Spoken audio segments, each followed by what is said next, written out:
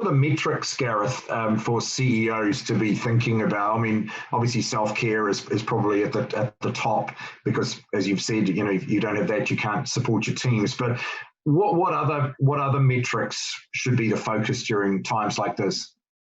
Look, I think even in general, even outside of times like this, measurement is really important. Humans are goal-orientated beasts, so measuring where you're at with things is really important from organisation levels.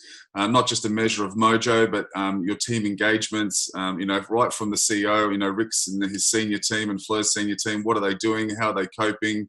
What's the engagement level like?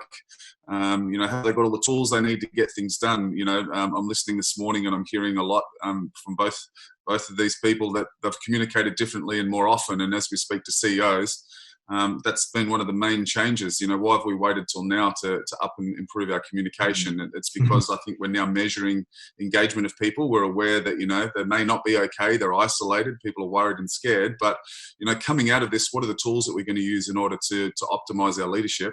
How do we measure the engagement and the connection with our people? And how do we, really optimize? It's not about sending any more emails. It's about, this human interaction, because that's what leadership's about. It's about humans and things that breathe. So I think coming out of this, there's a whole range of different things that we need to start to measure differently. Our industry, no different than the two industries you've heard from, we need to shift and change. And I'd like to think that, what the Institute's been working on around measuring leadership has been really important for organisations like these. You mentioned one of your, key principles within the organisation is adventurous. I guess it's difficult to be adventurous when you're dealing with some of the constraints around it. But how do you, I guess, try and maintain an adventurous mindset and not let this become kind of all-consuming, as it were? Yeah, well, I think that from an entrepreneurial aspect.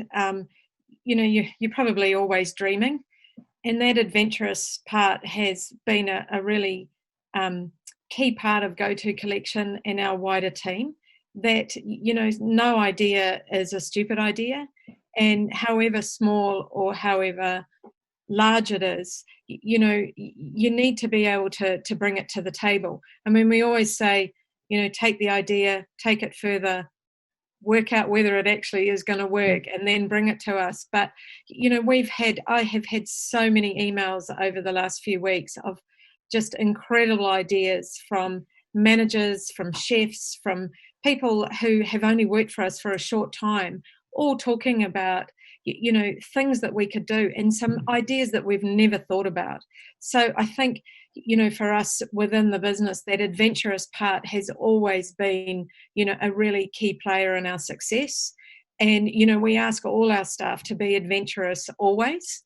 And that's adventurous in the hospitality they bring. Not everybody is an extrovert and able to sell, but we, really encourage them to be adventurous with themselves. And, that's a little bit about pushing themselves into areas that may not be of comfort. And I think for me and the management team, we've almost been slightly excited at times over the last 5 weeks about some of the ideas that we're thinking of and where we could get to. And probably, the fact that, maybe we've got an opportunity to reset a few things that weren't that great. I think that's the silver lining in all of this, is that, we've had to have a hold. Things are going to be different, and we can reimagine what was, our business as it was is going to be completely different when we get back to it.